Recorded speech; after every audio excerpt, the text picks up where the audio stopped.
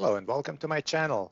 In this video, I will show you a quick and neat trick where you can rename your standard prompt output in PowerShell ISE to something more useful, such as the current date and time.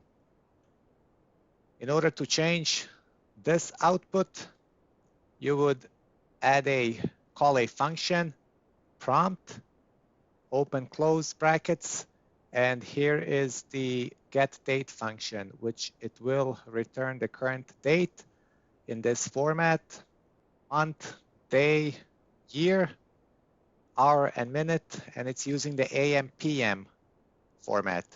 And then I'm adding a character so that way I know where it's ending. Let me go ahead and run this. And there you go.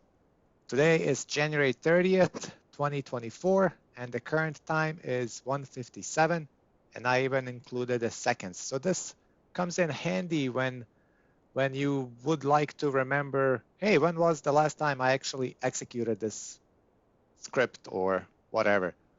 So you can say clear host, and there you go. So it can be pretty useful. Let's say I want to add my how to work from home. And there you go. I could quickly do this. And now it's going to change the prompt like this. Well, I hope you found this useful. Please subscribe and hit that thumbs up for more videos like this. Thank you.